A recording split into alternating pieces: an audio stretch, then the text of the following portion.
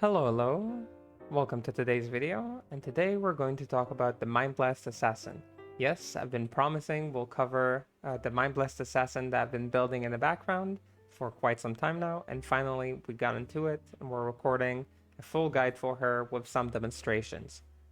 Mind Blast Assassin is a very interesting, versatile character that can be used to do all types of contents in the game, from leveling, basic leveling, to doing key farming and material farming. You can run bosses with it, which is pretty cool. You can do dungeons with it, fast mapping. So very versatile character. And let's show a little bit of what the skill Mind Blast is. Mind Blast is this little skill here. You can see it cast this little circle on the ground, right? And this circle would deal physical damage. And if you cast it several times, right, you can see that there is like a small thing that charges up here, right? And it grows in size. If you look at the ground, right, this is small, this is charged up, and now it's really big, and it casts like a huge area.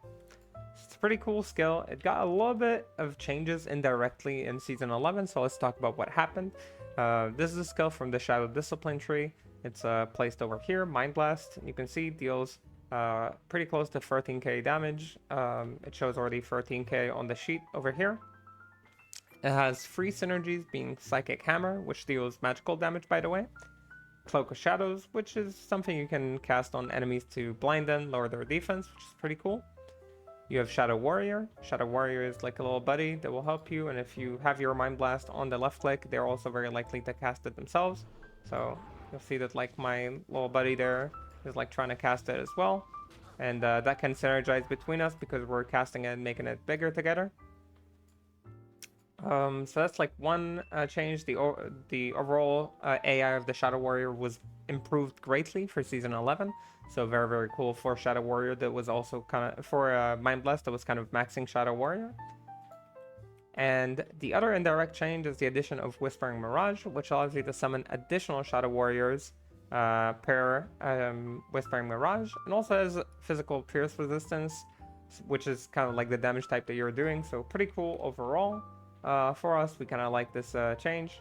So with that said, let's talk about the Mind Blast Assassin. So Mind Blast Assassin, generally speaking, if we're talking about the skills, how do you skill her? So you'll do 20 points in Psychic Hammer, 20 points in Cloak of Shadows, 20 points in Mind Blast, and 20 points in Shadow Warrior. If you want to level up as a Mind Blast Assassin, you'll probably start by leveling your Psychic Hammer and use this as your main skill in the beginning. And then, like, once you unlock Mind Blast, you'll start maxing Mind Blast, trying to get it like to a high level, while also getting a few points at Shadow Warriors. So they can tank for you and help you around. You can use either Burst of Speed or Fade as you're leveling, depending on if you need the resistances or you just want the movement. The build is pretty safe to play. You play from a pretty far range, so you're fine on that end. In terms of other skill trees, you can you want to point it in Dragonflight for movement. And you can put a point in Blade Shield, but it's not really necessary. I just wanted to test it, so I have a point now. I'd say this is completely skippable. So 1 point in Dragonflight, that's 4 points total in the Martial Arts skill tree. And the rest can go over here with 20 points to Psychic Hammer, Cloak of Shadows, 20 in Mind Blast, and 20 in Shadow Warrior. After that, when you got all the things you want to have, I recommend putting a few points into Weapon Block to make sure you got at least 32 block rate over here, just to make sure, again, that you have enough block rate to hit the next breakpoint, the 32 FBR breakpoint for Assassin. That's what you want to hit. And then you can put more points to Fade to get like better resist all or better PDR from it, or you can use more burst of speed to just walk around faster. And yeah, that's the skill points basically for the Mind Blast Assassin. It's pretty simple, and you can level with it again using Psychic Hammer and then Mind Blast and Shadow Warrior. For the attributes, you'll put some points into Strength to wear your gear, and in Dexterity as well. You'll need both of these. You'll see soon in the gear section why. And the rest you'll be dumping into Vitality. You want the solid health pool because this is a build that wants to play pretty aggressively. I like playing it pretty aggressively. I think that's the fun in it, so that's definitely what I'd recommend. Now let's talk about the gear. I already mentioned the Whispering Mirages, which are the new kind of item on the build. While they're not a must, and in the past this build was used with different items like Shadow Killers or maybe some crafted claws with a lot to Mind Blast. I don't know if that was a thing. So even though you could have used different stuff in the past, I really recommend you try these new claws. They're really, really cool, and the idea that you can summon more Shadow Warriors, in my opinion, makes this build even more fun. So that's what I went with. I had them slammed with faster cast rate because I wanted to reach the 174 breakpoint. This is not necessary, it's just my obsession. It's just 102 FCR is enough to play this build very efficiently and nicely. In terms of FHR, I go for 86 because the gear does allow you to do it, but you can go for 48 as well and you'd probably be okay. But again, as somebody who plays very aggressively, having good FHR is always nice. Resistances, you can see I have them all a little bit overcapped. You can pretty easily do this if you use Fade. If you don't use Fade, which right now I'm not using Fade, of course. I don't know what do I even have Fade tied to anything? No. So let's say I use Fade.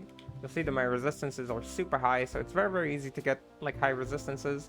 So it's up to you if you'd like to use Fade or burst the speed. But generally, like using Fade is a very safe approach, especially for people who play on hardcore. That's probably recommended. Anyway, Whispering Mirages, really cool item. Physical Pierce, additional Shadow Warrior, and faster cast rate. Other slams you can get are either 10 FCR slams with like elemental damage. You don't care for the elemental damage, just the FCR is nice. Or plus skills is also nice to have. You'll see that I have two of them. They're pretty similar. In that sense, they also give you a bonus to Shadow Warrior, so make sure you pay attention that you get 2 to Shadow Warrior Whispering Mirages and not 1 to Shadow Warrior Whispering Mirages. So that's kind of like what we're going to go for. The other key piece of the gear, in my opinion, is running Enigma. Enigma is a common rune ward. It's awesome. It gives you a ton of strength, so it saves you on strength to wear your gear, gives you skill points, gives you max life, PDR. Everything is really cool, but the reason we're using it is for the teleport. We really like the movement that it gives. It really helps you navigate the maps and kind of become the speed mapper that you can be.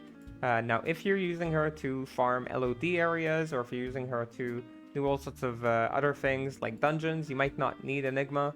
It might not be necessary, but for mapping, which is the main thing that I usually focus on when I'm making these guides, she's definitely interested in this Enigma.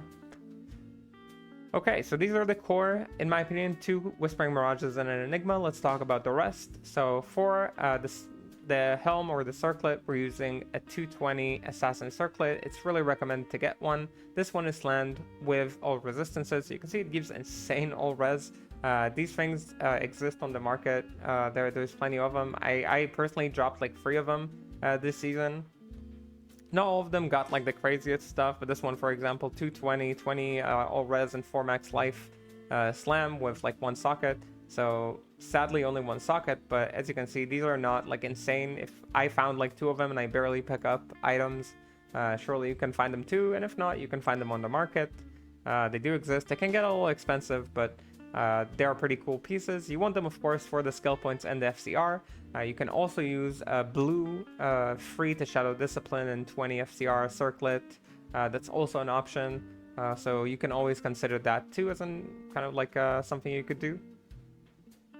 And that's it for the circlet. You don't want to use any other helms because you really want the FCR there. It really helps you get to your breakpoints without losing skill points. For the gloves, I'm using Occultist. Generally, you just want the 30 FCR gloves to get your breakpoints. I'm using Occultist because I already have the strength to wear this gear because I'm using Shadow Dancers, which requires 156. So there's no real downside to using Occultist outside of them being expensive, I guess. They reduce curse duration, they give you a lot of defense compared to the other gloves, and they give you max mana, which is nice, so that's why I chose them over the other ones. Otherwise, you can use whatever 30 FCR gloves that you have access to. For the belt, we're using Arax, plus skills, FCR, helps you reach the breakpoints, pretty simple. This one is slammed with FCR for a 28 FCR total. Again, this kind of lets us reach this 174 breakpoint, so that's what we ended up going with. For the rings, I have 2 FCR wisps. You don't need wisps necessarily, it doesn't matter which FCR ring you use. You can also sometimes alternate wisps to constricting loops if you want a cheaper version that gives you a lot of FCR. So constricting loops is a great option to go with. They're a little cheaper than FCR wisps, so just consider that as something you can do. Otherwise, 20 FCR or 10 FCR, good rare rings with life and mana after each kill, resistances, things like that can definitely be used. For the boots, we're using Shadow Dancers. These are the go-to boots for this build. I'm using them with life after each kill slam. You can also use mana after each kill slam, faster run walk, or FHR, whatever you find that you think is going to help you. Make sure I have 21 life after each kill and 4 mana after each kill. I think a little bit more mana is nicer, and getting maybe this kind of life after each kill is not necessary. You could have less probably, and it would be okay. But I'm planning to have a little bit more mana after each kill once I upgrade my circlet. So that's kind of like the goal that I'm going for. But these boots, make sure you get a pair with 2 to Shadow Disciplines. Remember, Shadow Disciplines is your damage source, so you definitely want as many plus skills there as you can. And lastly, we have our amulet. This is a crafted caster amulet. I actually made this myself, like the Desecration. And we got +1 all skills and CBF on this amulet, 18 FCR, which helps us again make that final breakpoint. If you're not going for 174, you're going for 102, which is definitely very strong. You can use like a +5 blue amulet, right? +3 to Shadow Discipline with +2 to all skills, or just a +4 all skills amulet that gives you all sorts of other perks like life after each kill, resistances, FCR, and whatnot. So this is generally what I'm going for. This is my source of CBF. You can always put a Cham Rune in your circlet for CBF. It's not necessary to get it from the amulet. So that's just to keep it in mind. Alright, so for the charm inventory, we're using Shadow Discipline Skillers. I'm using ones with faster run walk. You can use ones with life on them. I'm also using 4 FHR ones. Remember, our total goal is 86, or my total goal is 86. You get 30 from your boots, which is pretty huge. And I get a total of, how much is it? 56 from my gear to get to that 86 breakpoint.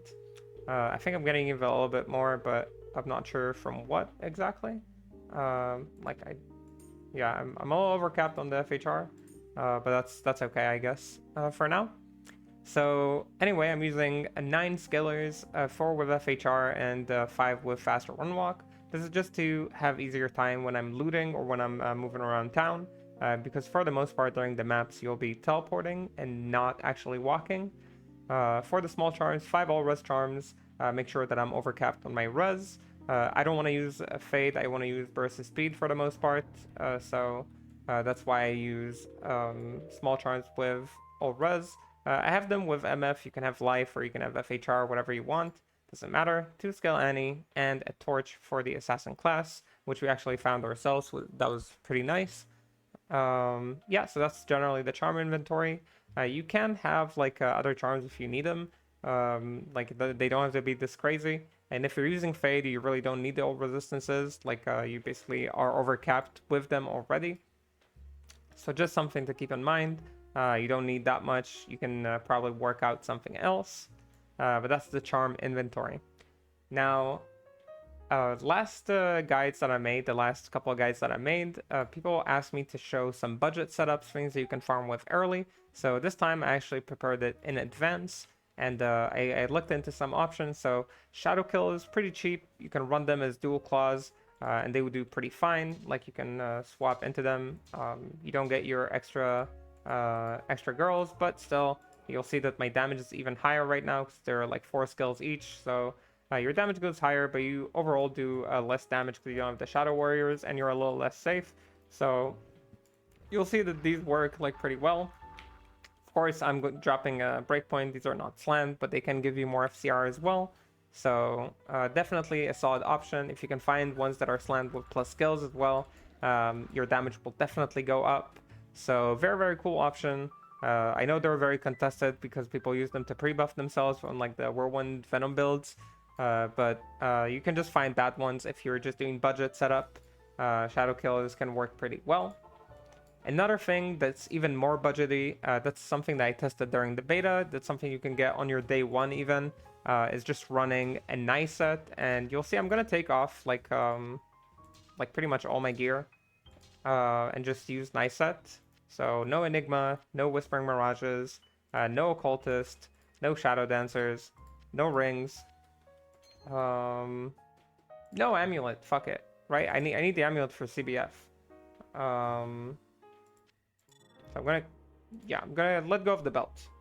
Okay, so we're basically having just nice set. I have the skillers, obviously.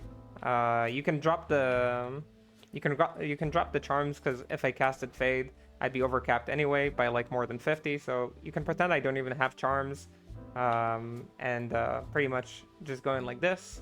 Obviously, you can be a lot stronger than this after like a day or two. But the cool thing about Knives is that it gives you the blink, the same thing you got your Enigma for. So you can still blink with it. And let's say you are like just farming around, you know, just you're on your day one, you want to farm some Chaos Sanctuary.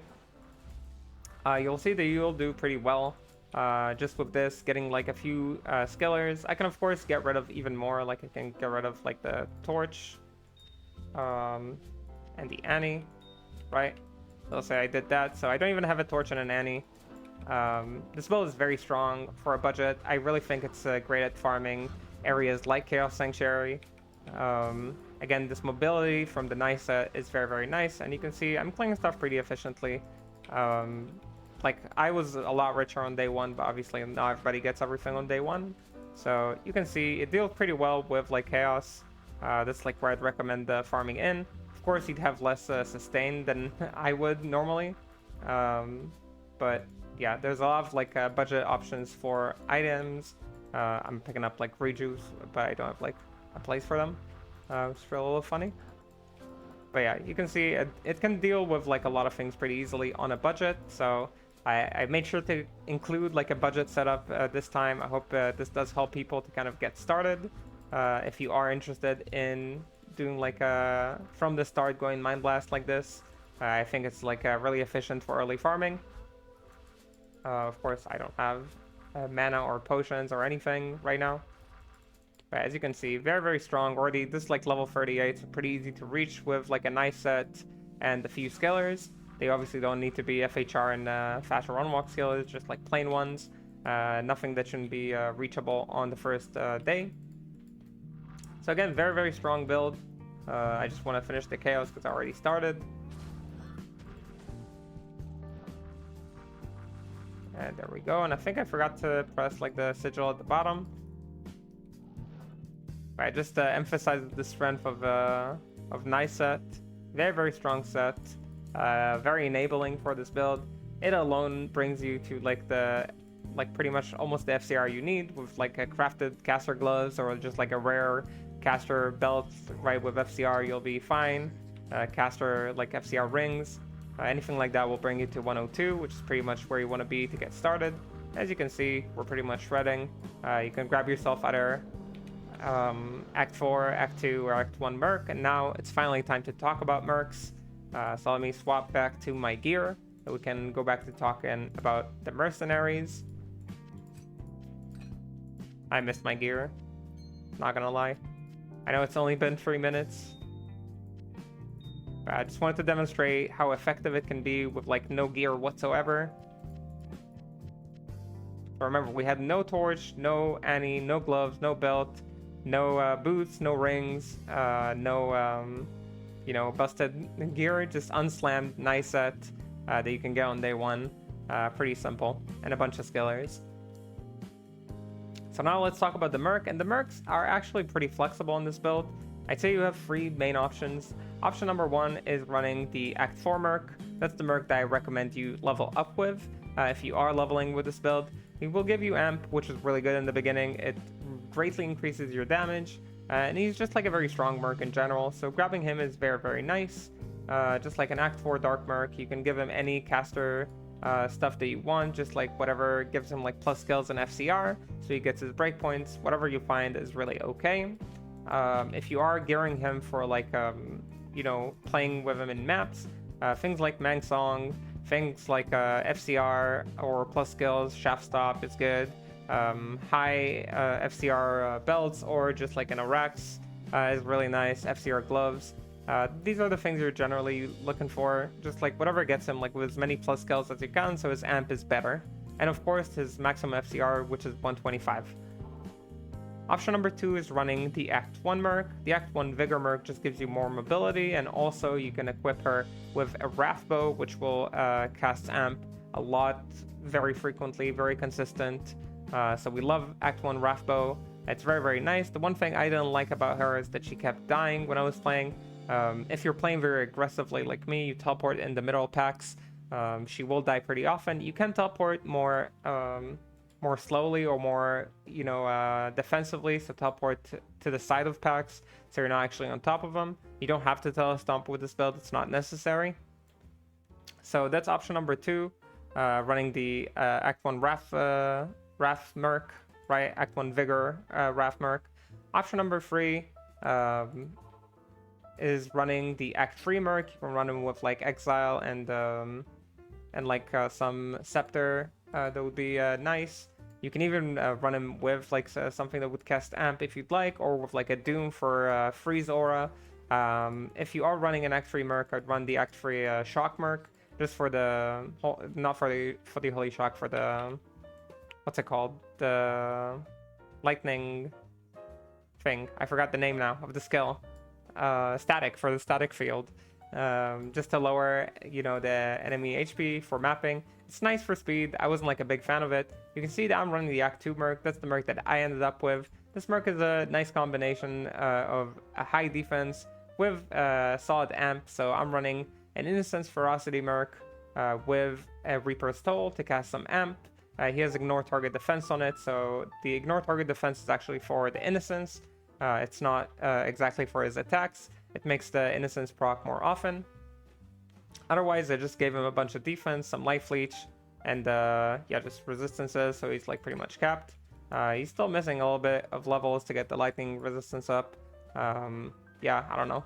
I'll take care of it eventually. Maybe I'll just give him like lightning resist Drax. That would solve it. But yeah, generally that's my Merc setup. The reason I'm using him is because I really like telestomping. I like playing very aggressively.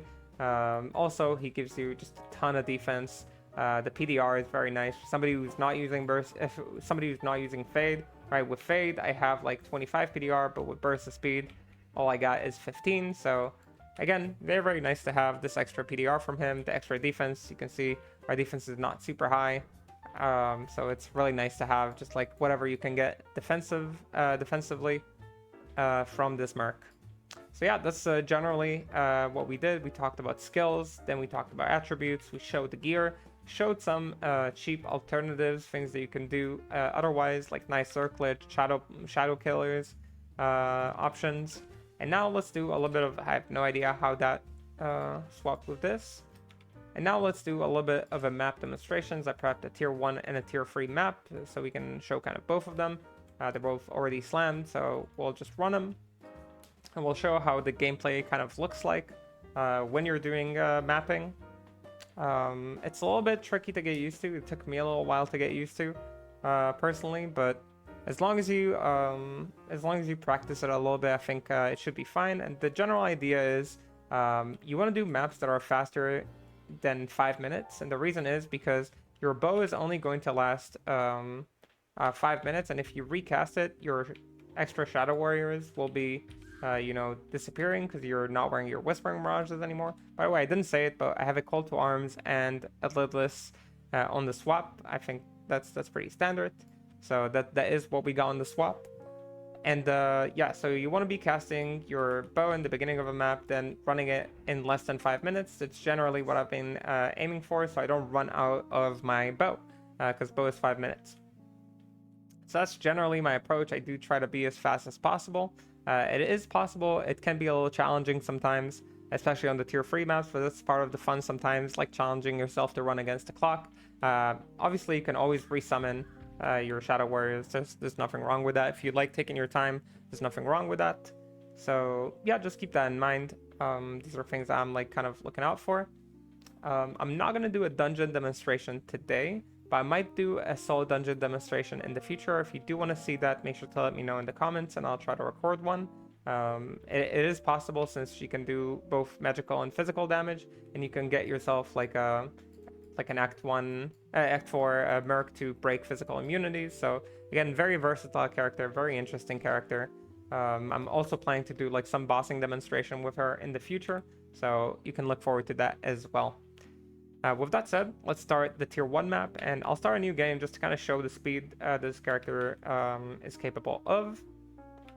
And remember, we're going to be using Enigma and also Dragonflight, right?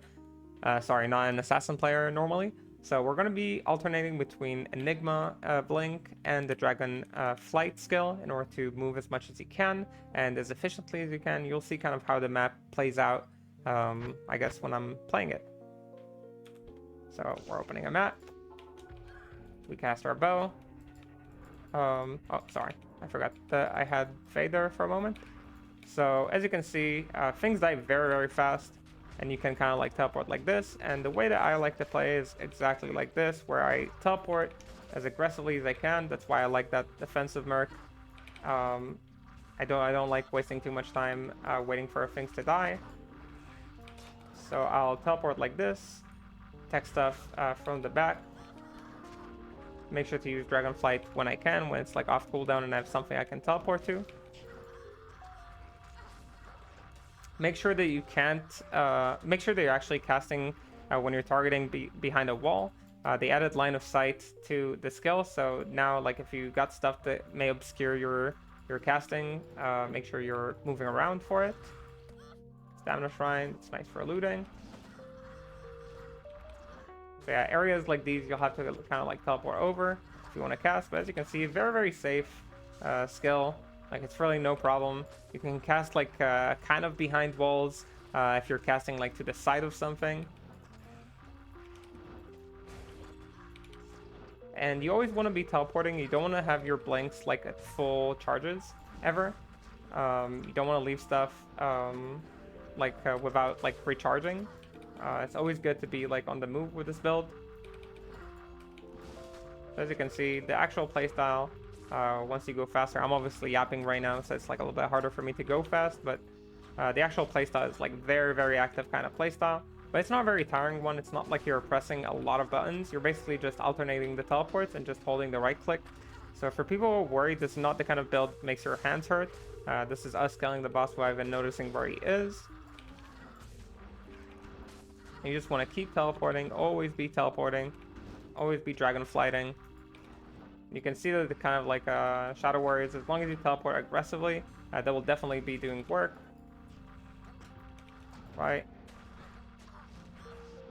I wasted a little bit of time with the yapping, so I'll make sure to teleport as fast as possible so we don't run out of time.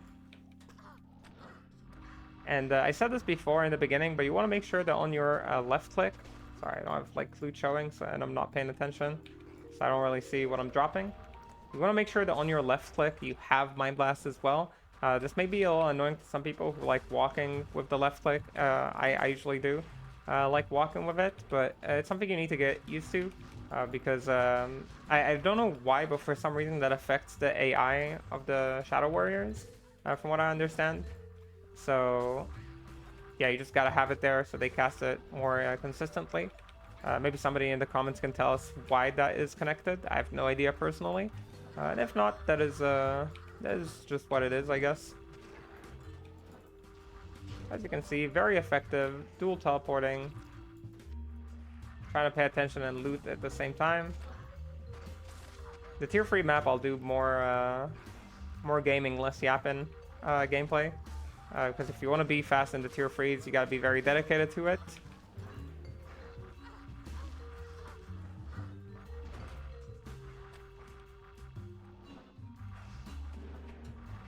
As you can see, I'm trying to alternate as much as I can between Dragonflight and Teleport. And it took us a little bit over 3 minutes to finish the map, like we're done.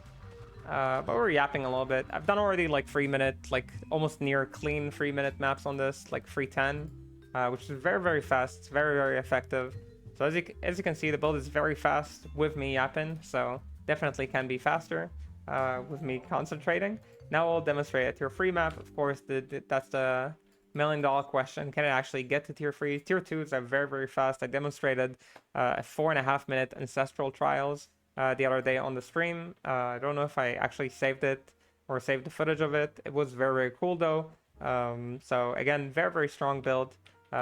This guy keeping us safe. I really like it that he's around. You can get a little bit more consistent amp with Act 4 or Act 1, or you can get a little bit more better telestomping with Act 3.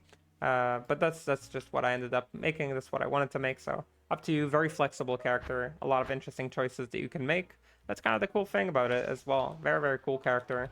Gives you a lot of different options. So we got the bad layout, which is not cool, but is what it is. And we'll be trying to make it fast, but on this layout it's a little bit difficult to get fast mapping done. So I'll probably have to recast here.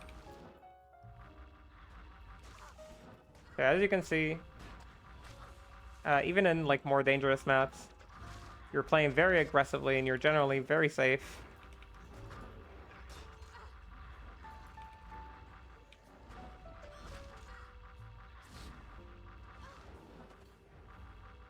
For people who don't know why this is the bad layout, the reason is because I don't like it.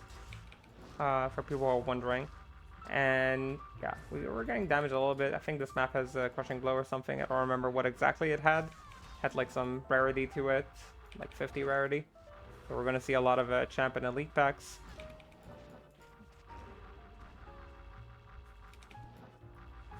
As you can see, you can always just kind of steer clear.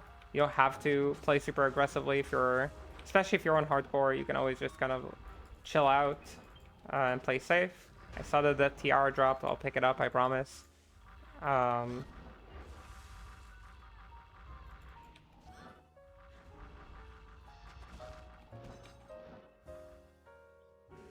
that's why I like having burst of speed. Just makes your makes your looting so much faster.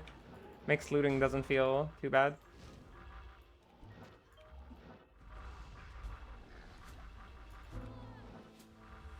I can already kind of tell that I'm playing a little bit slow, so we're definitely not gonna make it in like the time I want to make it, but I'll record some fast maps when I actually have like my mapping music on. I don't want to scare anyone during this nice and calm video.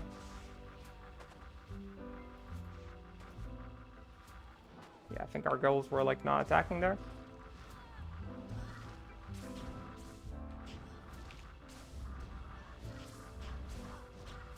As you can see, dealing with the bosses really not a problem. Like, you shred them pretty fast. Did I just... Okay, I mean... Okay, I guess we dropped an almanac in the video. It's a pretty crazy map. Okay, I guess we all just witnessed something nice. And I get to be dumbfounded for like a few moments. This is like the third almanac I'm dropping not in Rathma this season. Which is, yeah, I guess it's interesting. Interesting for sure. That's a word that I could use.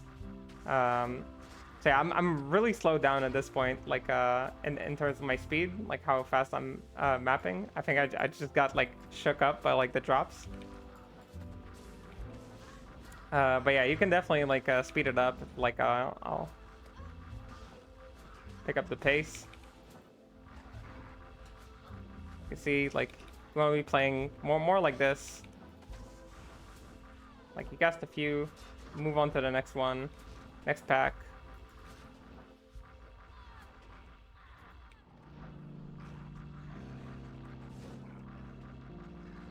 Yeah, that's more the pace you want to be playing at.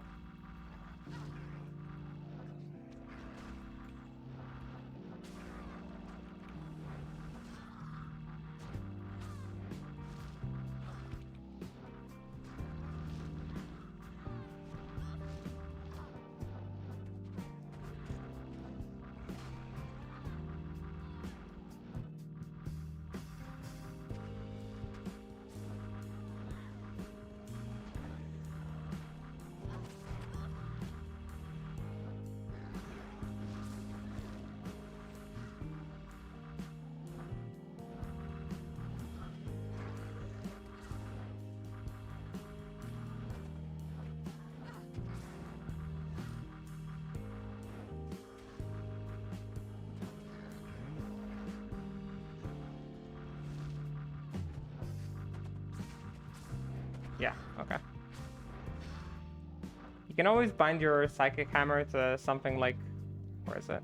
Something like this. If you want to cast Psychic Hammer, it deals like a lot of damage. Like your Psychic Hammer deals like, as you can see, 14 to 15k magical damage. If something is like physically immune, you don't have to wait for Amp to kill it. So you don't have to rely on Amp to do these things. As you can see, yeah, we're a little bit over 5 now because, I don't know, because I'm playing slow and we got an Almanac, a freaking Almanac in our demonstration maps. With the Necro, I think we got a Bear Rune or something. It's a freaking Almanac.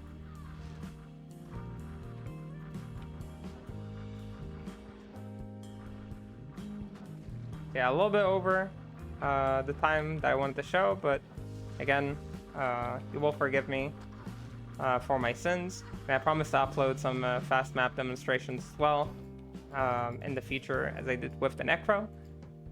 Let's look at the gear, because let's look at the loot, because we got some crazy stuff here. Minus 10, 10, 13, so not the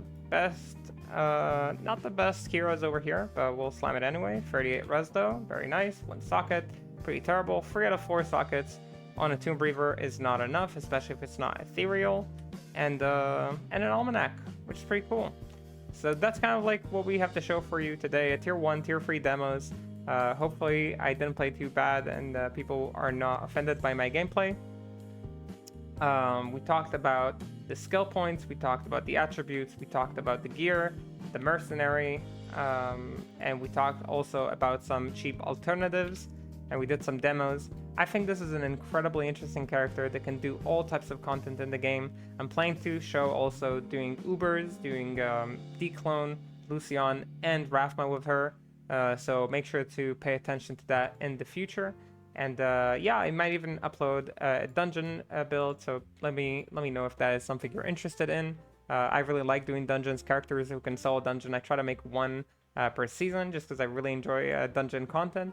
So yeah, just let me know if that's something you'd like to see. With that said, if you like this content, if you enjoyed it, and if you like these guides, make sure to like and subscribe to support this content. It really does help a lot. And yeah, I guess that is it for today. So I hope I see you on the next stream or in the next video. Have a good whatever you're having, and till the next time, bye bye bye.